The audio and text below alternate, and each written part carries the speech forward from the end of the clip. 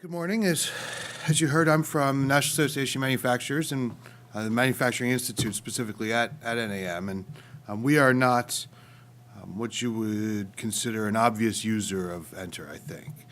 A trade association, right? What do we know? What do we do about actually delivering training?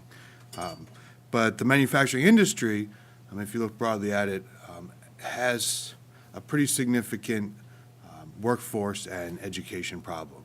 You heard Dr. Kelly mention our skills gap report and the fact that 80% of manufacturers are saying that they can't find skilled production workers. Well, a lot of that's because the training programs and the feeder systems that really led to those jobs have kind of disappeared for a number of reasons. So we at NAM and at the Institute have been working to try to improve and expand and make industry relevant the community college programs that are focused on manufacturing.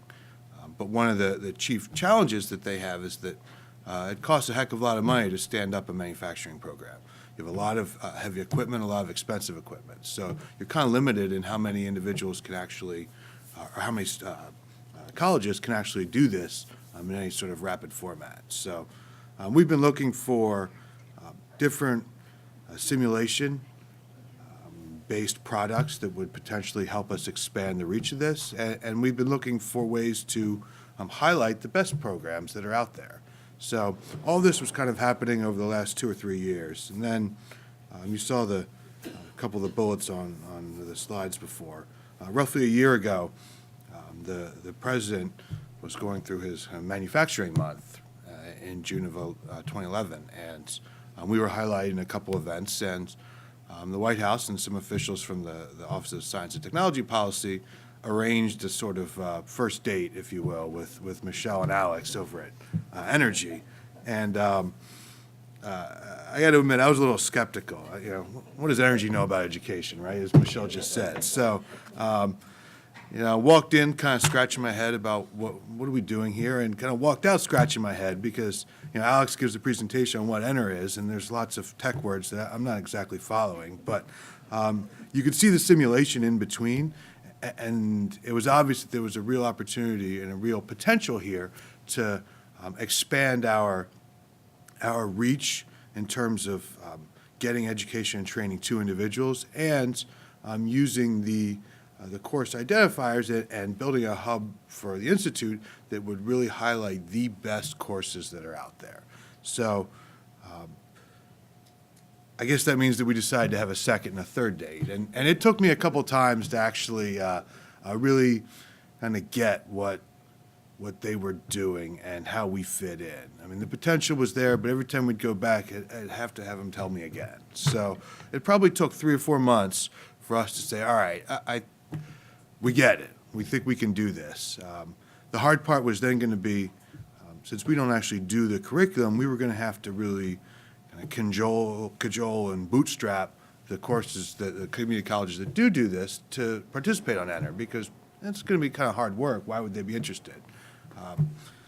We got a nice big assist from the Labor Department a few months back when they more or less told anyone that wished to apply for the second round of TAA grants that if you were going to be selected, you were going to have to put your content on NTER. Well, a lot of people are pursuing manufacturing under that, and you never know who's going to win, but there's certainly an assumption that at least several manufacturing ones are going to be a part of that.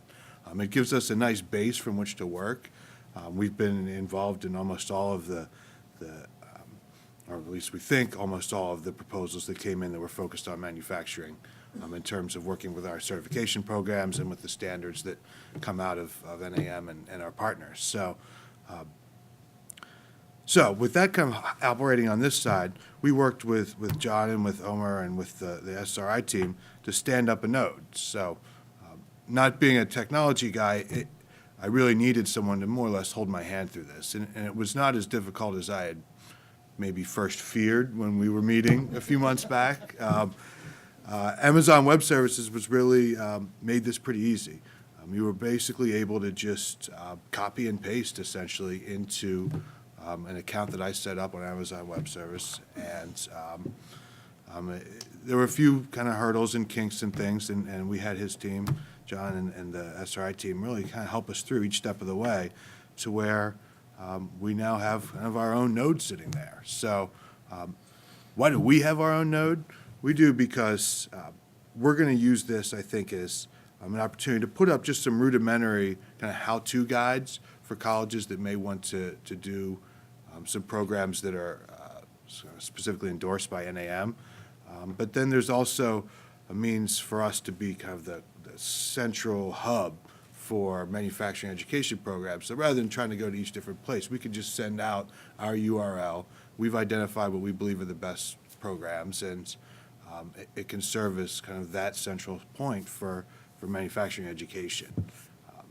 1 year from now, that's at least what we'd like to see. 5 years from now, our hub, frankly, probably falls away because we are not an education provider.